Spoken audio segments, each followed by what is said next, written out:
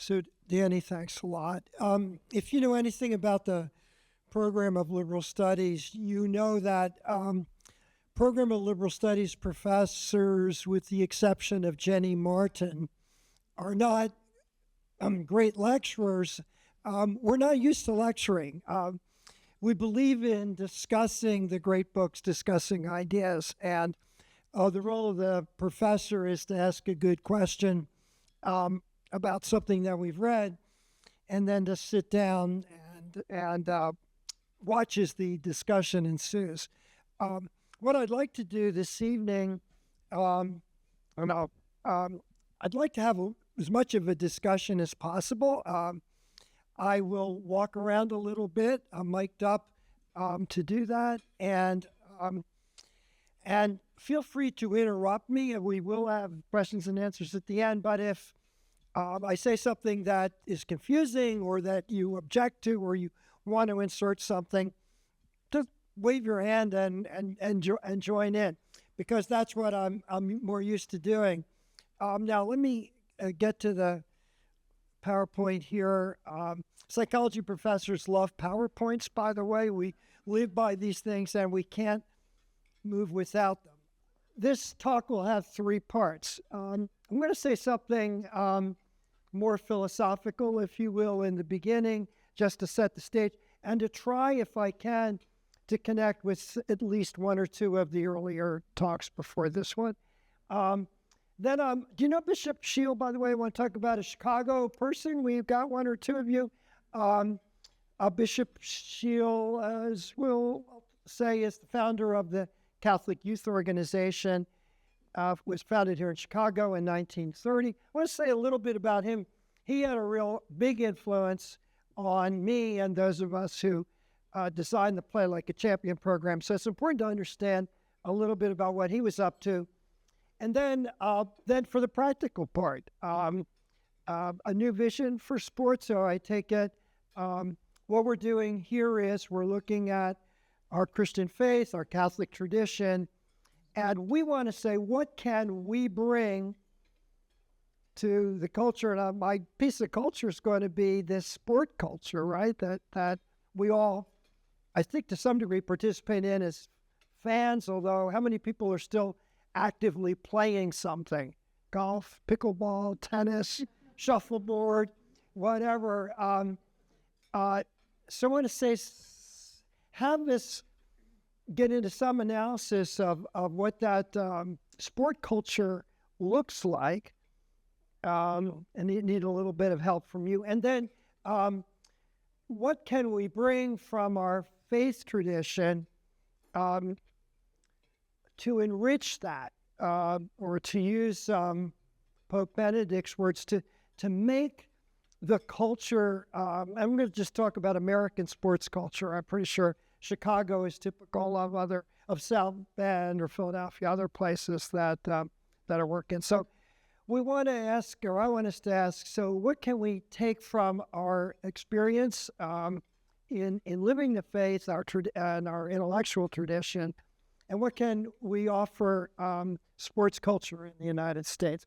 And the third part, in talking about the new vision, I'm going to share with you some of what I did. So this practical work, which is really a part of my research, where when I went to school, I was taught that the best way to learn about something is to try to change it.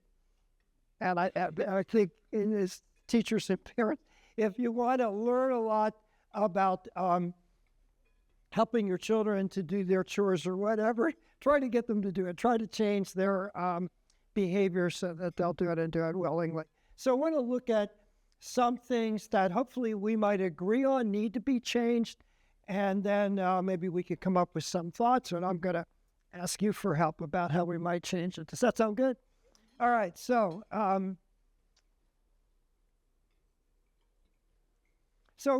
couple quotes. So Remi Brague sort of, as I was told, set the stage for the theme about Christianity and culture. I pulled a couple quotes that I thought would be interesting to reflect on.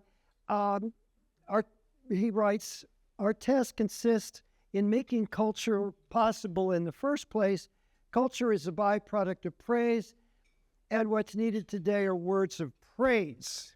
That sounds good. Words of praise and thanksgiving. If we are to have a living culture, then something like having faith in God's creation is required. So we're upping the ante a little bit, and we're looking at culture generally, but I want to bring this very quickly into sports culture. And as you'll see, I want to get even more focused and talk about youth sport culture for reasons that I hope will be obvious. I think we can learn something from children's playing sports that can help us to get at what the real thing is and how we might make sports, I would say, a more alive part of our culture, a more vital part of our culture. And I would have to also say a more fair or equitable part of the culture that we live in and our children grow up in. So before I go too much further, let me, I'll do a little bit of reading here, but you can take a peek in your booklet at, so you would look, we could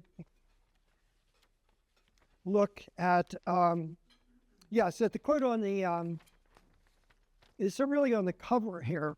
I was his delight day by day, playing before him every moment, playing in his inhabited world, delighting in Adam's offspring. This is yet another creation story, not in Genesis, but later in Proverbs. And the picture here is a child playing before God. And in this act of playing, God is creating the world. And a scholar, a biblical scholar whom I really love, he writes that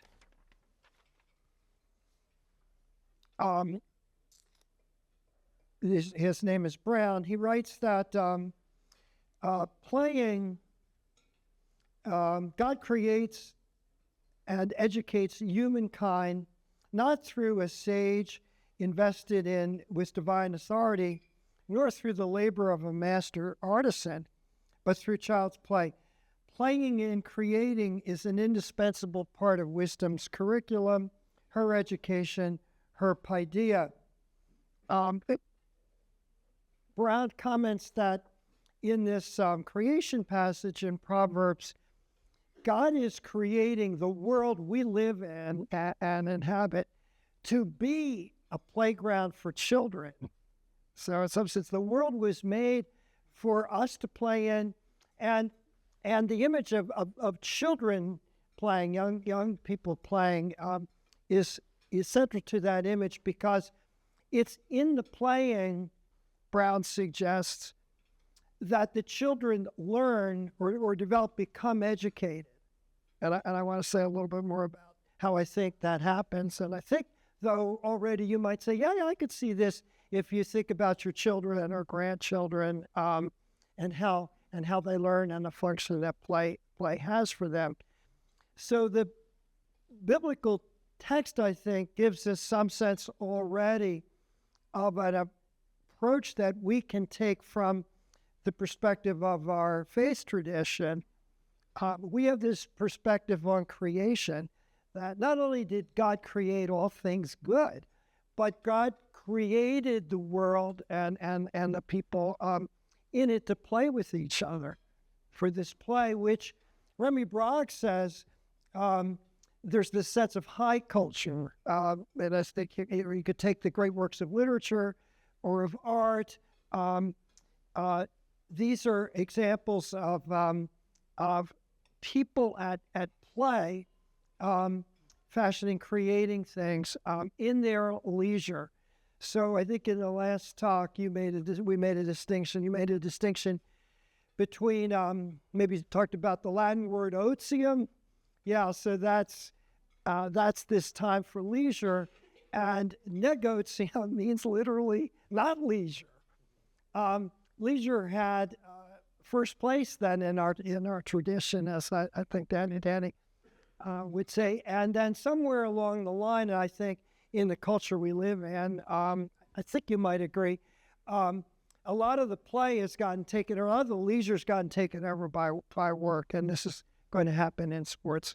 So let's look a little more closely now at this activity of sport. And this is a question we'll ask it. We ask in our coaching workshops, we play like a champion. So can you read this? And this study has been done quite extensively. So children ages 6 to 12 were asked, why do you play sports? And I'll take some, anybody want to venture a guess? Why would children in this age play sports?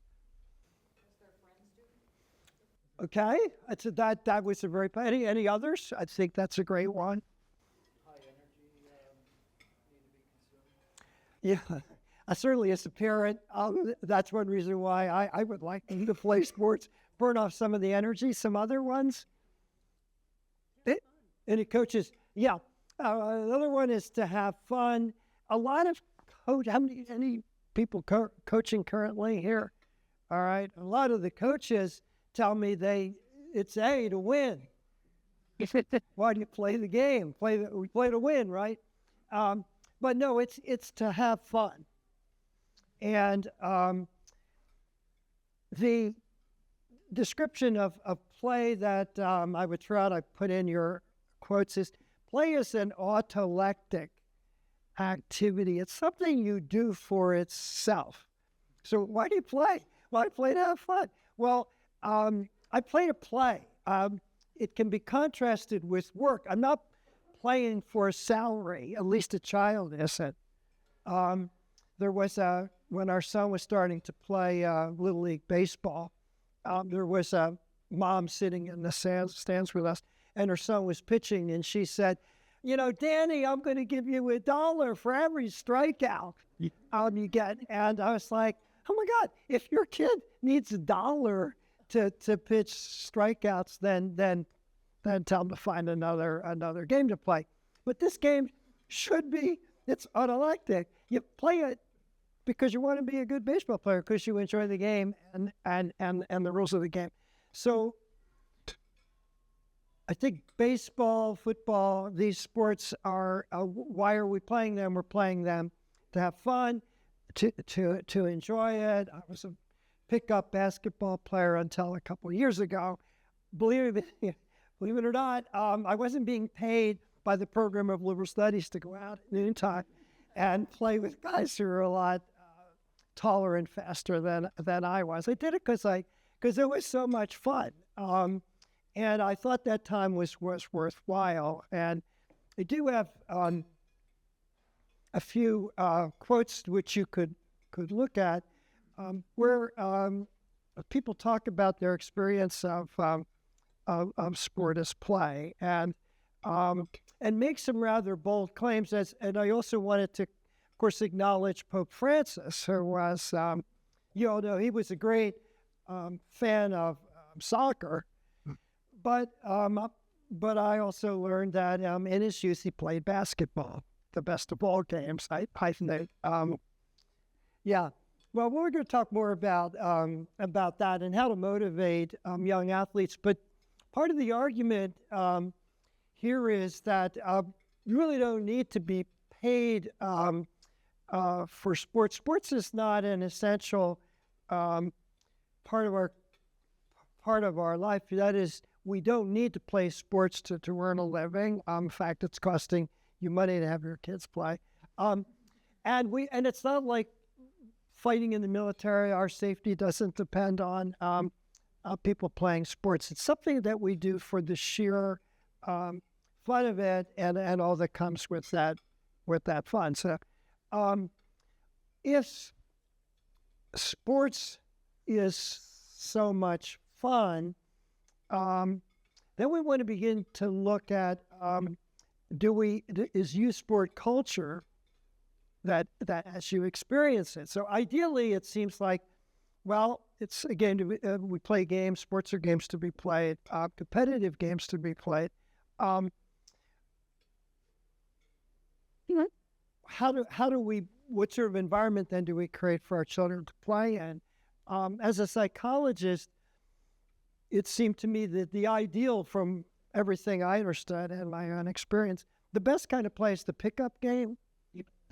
Yeah, does that ring true to you? And something happens when adults organize children's games. And this is a part of the culture as it's evolved in the United States, and I've seen it change since I was growing up, and maybe you've seen change. Would it be fair to say that you've seen more adults organizing sports in your own, and maybe if you compare your experience with your children and if you have grandchildren, it's become more and more, some use the term adultified. So one of the questions for us as people of faith and also as psychologists and sociologists, is it good for children? Is it good for children to have adults organizing their play? I think that's one of the questions we have to ask. And here we get into more philosophical issues about what is play for, why do it? And one of the questions that I asked when my kids were playing is, if all kids want to play, and I'm going to ask you another question, anticipating what your answer is going to be. Do you think sports build character or develop virtue? Yeah. Okay. Anybody want to question that? We'll come back to that. Well, I'm going to tell you how it happens. Yeah. No, seriously, how does it happen? Maybe it happens through shared suffering.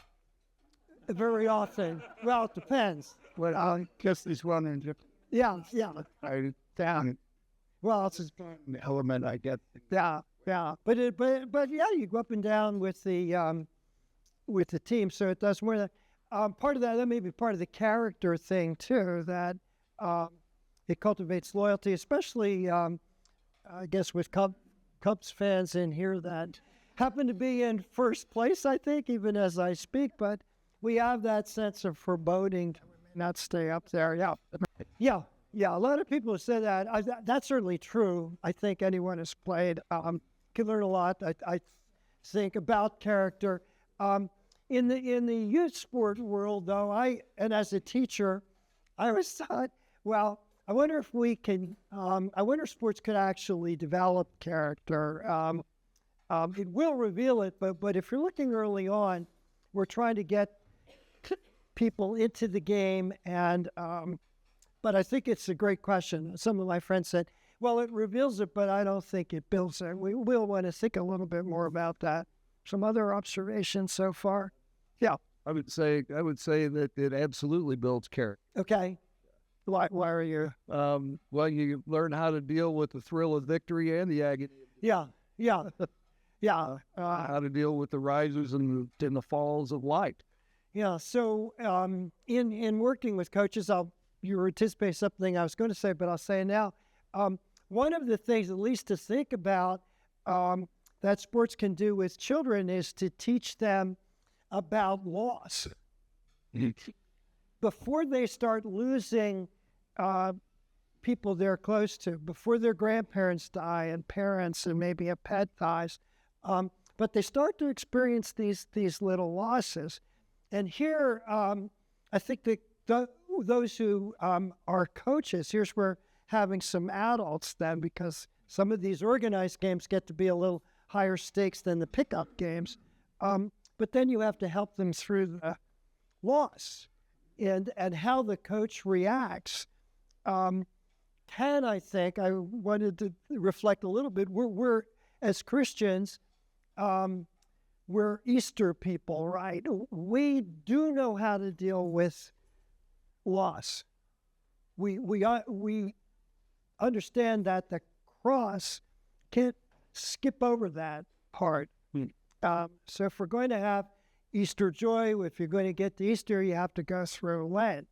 And a lot of us Easter people may feel that we're Easter people in some sense stuck in Lent.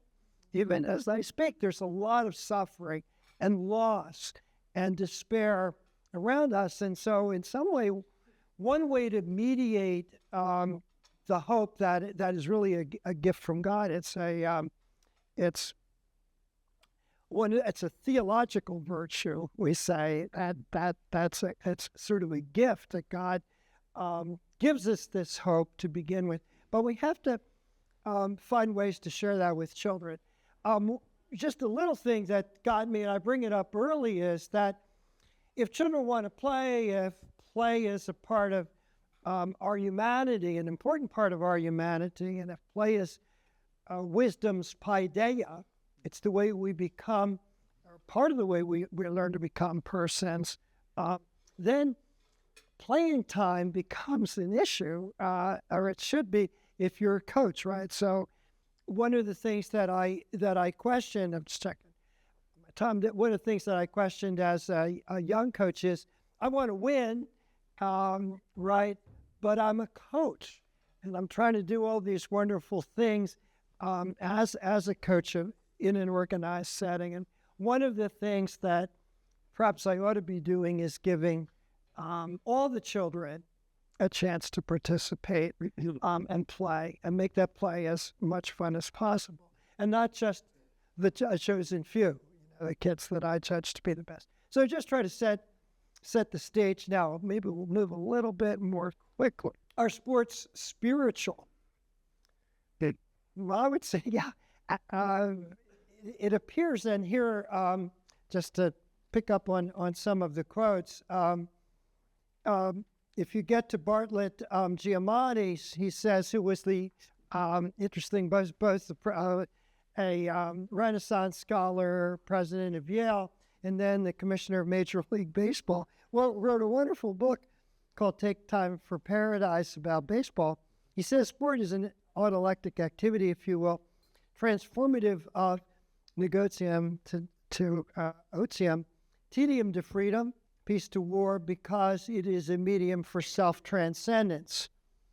Peter Berger makes a statement that I think is that works for me, and see if it works for you. Play brings about a beatific iteration of childhood. When adults play with genuine joy, they momentarily regain the deathlessness of childhood. There's something here, we could talk more about this, but one of the things as a psychologist I've observed, others have observed this, that sport experiences transport us into a different kind of time and space. One of the different kind of time is that we step out of the time my watch has and into a shot clock, or into the time in a football game. The clock's important. Baseball's sort of different. But even it has a clock now, a little bit of a clock. Also, a different spatial world. It has boundaries. We have inbounds and out of bounds, and baseball has the sidelines. So we create this artificial space, artificial time, and then we enter into it. And that's, experience is often transformative. I don't know if you've heard of this flow experience, but I bet you most of you have had it. It could come through sports, could come through other autolectic activities like art, like reading, music. But just a couple things in sport. Let's see, we could take baseball. We were talking about baseball earlier. Good hitters, and maybe you've had this experience when the pitcher throws the ball 90 to 100 miles an hour, if they can get into the zone, can see the rotation of the ball. The ball literally slows up in there, and then they wait to hit it, or they wait for the ball to break. In football, Jimmy Lynch, I remember, is a Notre Dame graduate. He talked about playing linebacker, and he said, I don't know what it was, but I'm waiting in the linebacker to see how the play's developing. Everybody else is going in slow motion, and I'm running to the person with the ball. It can change our perception of time. A lot of golfers will talk about there are times when you can't miss a putt. You feel you can't. The hole looks big. Basketball players, the same thing. So these are experiences that we have playing this sport where we get lost in the sport itself. We lose our sense of self. We're not self-conscious. We're not even trying to do like, I've got to make this putt or I have to make this shot. You often have a sense of confidence. I'm going to make this shot. I'm going to do this. So sport can provide these kinds of experiences that people report as transcendent, and just the sheer joy of it often reminds adults, geez, I feel just like I did when I was a kid. Yeah.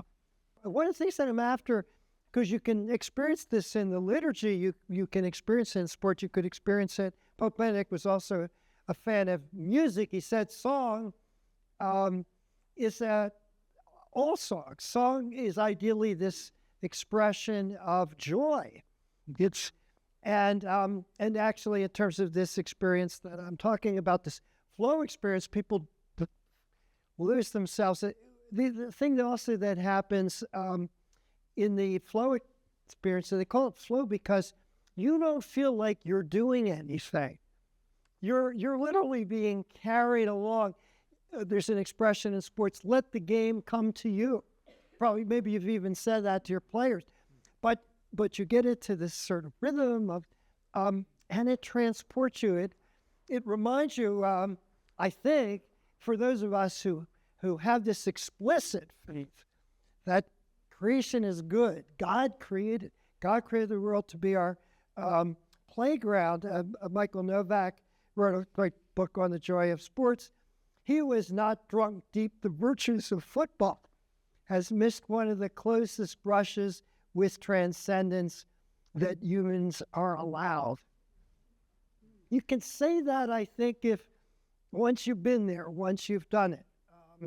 I will tell one other story of being a fan at a Notre Dame game. We were playing USC. It was going back and forth. We eventually lost the game. But at one point, we scored and we went ahead in this tight game. And I did something that I bet a lot of you have done. I turned around to everybody around me. I'm Irish Catholic. I hugged them. I slapped five. And we were all sort of jumping up and down together. I love you. It was great. And I reflected to my students when I was teaching class the next day. I said, what's more real? That experience of joy and connection that I had momentarily in that stadium, or the way I am now, kind of an inhibited, self-aware, Irish guy. Maybe the reality, maybe the real Clark power is the guy out there hugging, who feels connected, who is ecstatic in that moment. Maybe that's intimations of the eternity to come. So much for sport. So it sounds like we think they are spiritual. Now, Bishop Shield. So I got involved in youth sport. I'll talk a little bit about that. Bishop Shield, I'm glad, was known as the apostle of youth. You can sort of read this, but I want to talk to you a little bit about his experience. He was a chaplain before he got involved in youth sport, and he used to work in the Cook County Jail. And he used to walk, and I wrote this up here under Bishop Bernard Shield. Before he became a bishop, he used to walk young people, sometimes children, to the gallows. He would accompany them. That was what the prison chaplain did. And one of the last times he did this, one of the young men had, it was a particularly moving experience, a very young child. And he came back seeing this kid hung and said, someday, this is what his biographer wrote, someday I shall devote myself to the problem of youth. Someday God will show me the way to spread that small measure of love and thoughtfulness that keeps each youngster on the road to happiness and worthwhile existence. My church and my God are not callous and unheeding. My ears are tuned to your stories. We will build a great organization in our city, in other cities all over America. We will bring you the sense of security that comes from belonging to a group and being wanted. We will answer your challenge and your bewildered eyes that ask us what we are going to do about this hideous waste of our glorious gifts. So what Bishop Shield did was he went into the streets of Chicago, where children had no place to play, where children's parents were off working and they were left on the streets. And he started the Catholic Youth Organization and spread around the country. I played in the Catholic Youth Organization and in the Philadelphia Archdiocese. That was the Catholic Youth Organization.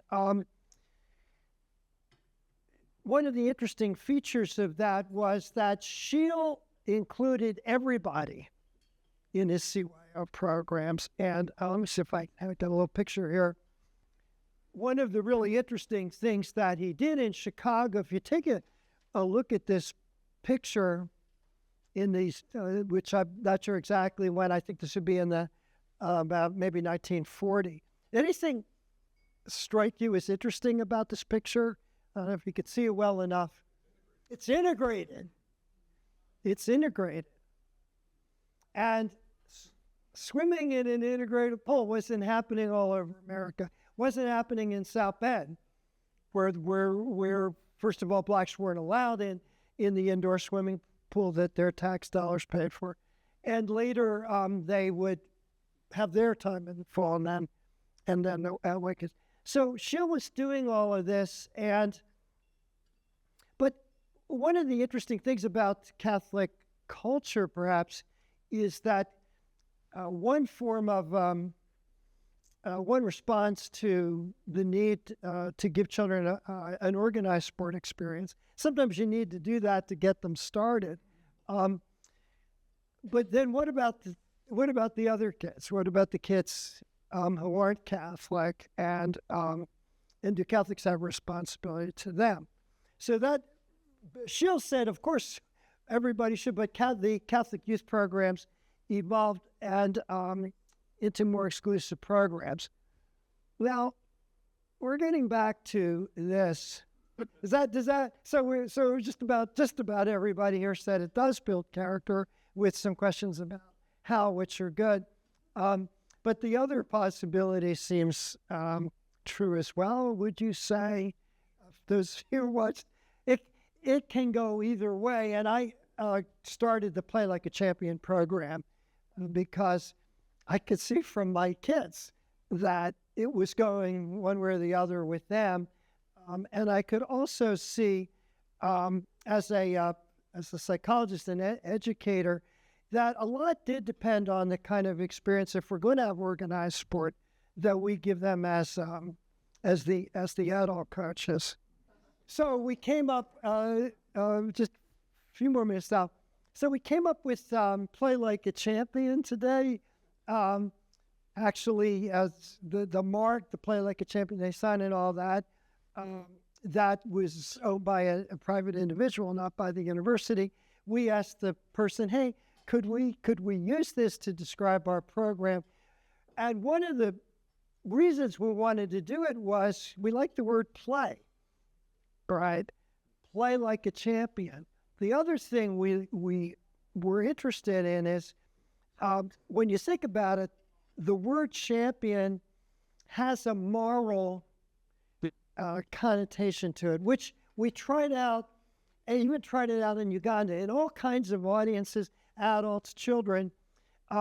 We would ask, well, actually, we had a good example to use. Lance Armstrong was perceived as, the cyclist, was perceived as a champion, and he kind of boosted his own, fame, advertised himself as being a model citizen. But then we found he cheated and he got others to cheat. And we go, well, do you think he was a champion? And most people would say, I don't know if I would use champion. Yeah, he won a lot, but he cheated to get there. So that champion carried this thing about, yes, you should achieve excellence, but you should also, being a champion also has to do with doing it the right way, playing within the rules, being fair, being a good teammate. Now, the how, we'd have to spend some time later to get into it, but I want you to, I'll give you one example. We said that, and I talked to every head coach at Notre Dame in all the sports. Yeah. And I would ask, the question I would ask is, what's something that keeps you up at night as a coach? And so from people who have been coaching year after year, what do you struggle with? What do you want to learn more about? Season after season after season. And they said these three things. One, goals and motivation. How do we motivate my players? They got to be motivated. The relationships, because even if in an individual sport like swimming, but how can we all support each other and have good relationships on the team, build a sense of team? And then the sense of ownership. The players have to buy in, right? They have to feel responsible for the team. We had all the cliches. There's no I in team.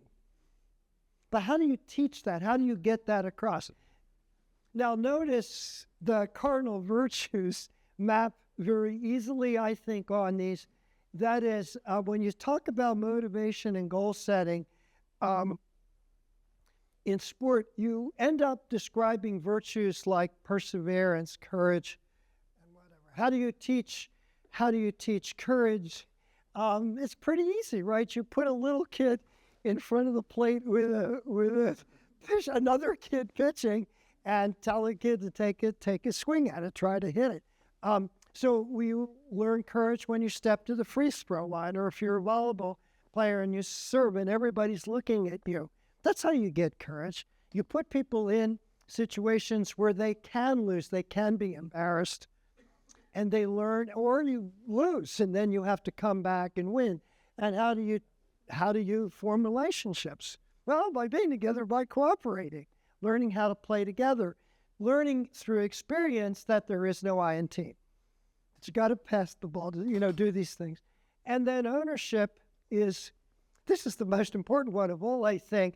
You want kids to be good decision makers, and that means you have to give them experience in making decisions. One of the possible problems with the culture of youth sport and right up through, kids and the players sometimes get overcoached. There was a rule when Newt Rockne was coaching, you can't bring in plays from the sidelines. Why? Because you want the players to use their brains to make the decisions and whatever. We've taken a lot of that away, and that's part of the problem of sports. Another problem with developing goals and proper motivation is we bribe people. We give them money, and we create the wrong sense. I'm not here to do well in this sport and to have fun playing. I'm in it for the bucks.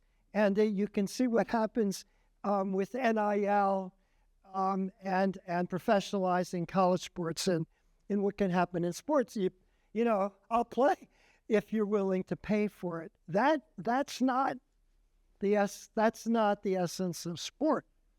There's a loss when that occurs.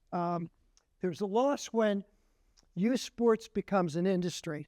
So Play Like a Champion started out, and we were working within Catholic parishes. We're all over the country now, in major cities, from east to west, and in other places like Uganda and in South America, in Canada. With this, so this has gone well, but then we ran into a problem, which I'm going to leave you with, the regentrification of youth sport. Does this make any sense? So the history of youth sport, as I understand it, I think this may ring true to the historians out there. Sports was originally played in the country clubs in the 19th century by families in a place like this where you could play tennis and golf and polo and things like that. poor kids were generally working in factories or fields or just on the streets of the cities. What happened with, starting really at the end of the 19th century, we started to have youth elementary school sports, high school sports, public school sports. Bishop Shield brings along the Catholic youth. There's the YMCA, there's the CYO.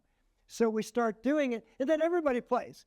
And it's pretty much free, except for what's happened in the last 30, 40 years, which is pay-to-play sports. And the rise of something called the youth sport industry. And even in Notre Dame, I sat on the faculty board. One day, the new athletic director, Jack Swarbrick, comes in, and he starts referring to our sports industry. And I went, our industry? I thought we were student athletes. I didn't realize it's become a business all of a sudden, which that was just the beginnings, and now it's blossomed. But is that what we want for culture? Just a few other points to make here. If sports are pay to play, if that's what's happening, then do we know and fully appreciate, and I'm calling now upon our Christian Catholic sensibilities, what that means for children?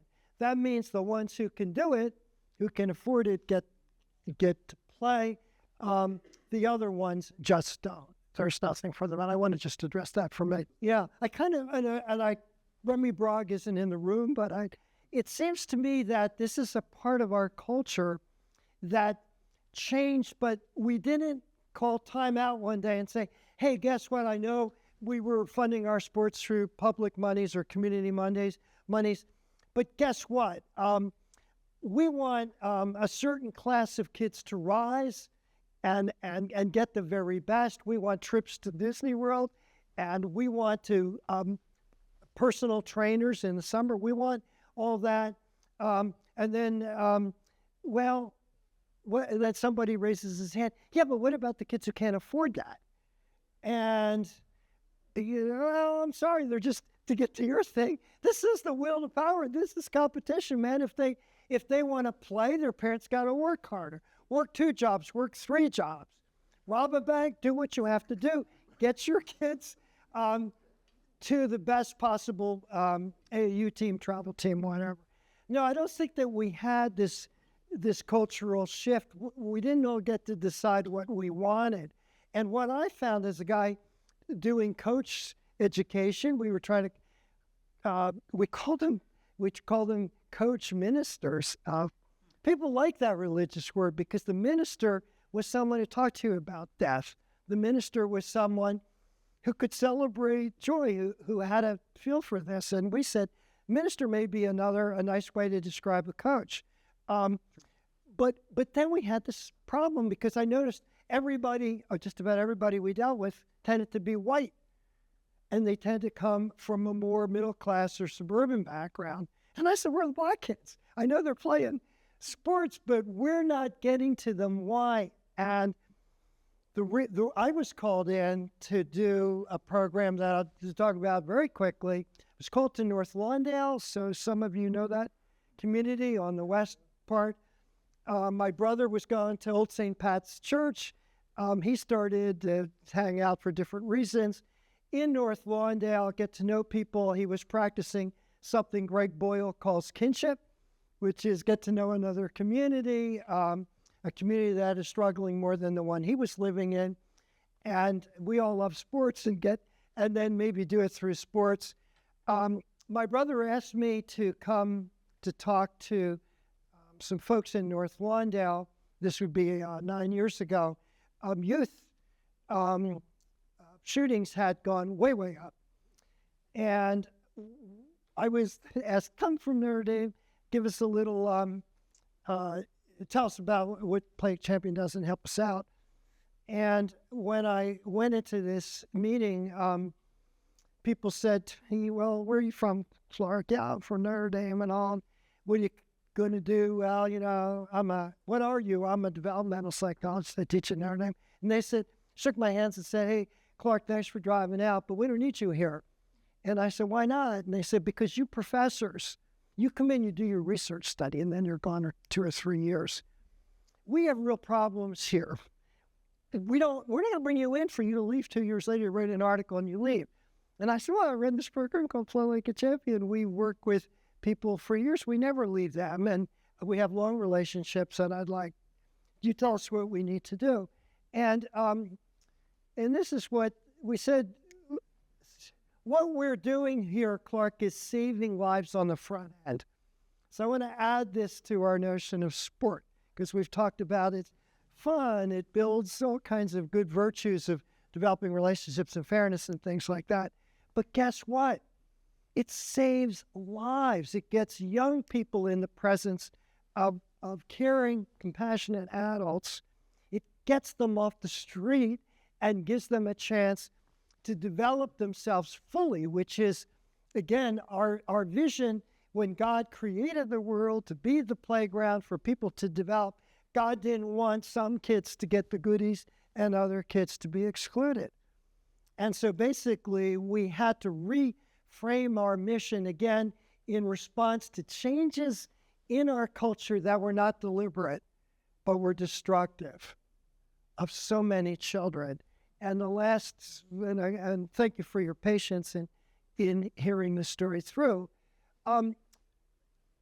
there were things that I had to think more about. I know you think about it, but what about poverty? Why? How did people get in the position of so many of these children? Why are they all bunched together in the same neighborhood? How come they're not sprinkled in other neighborhoods?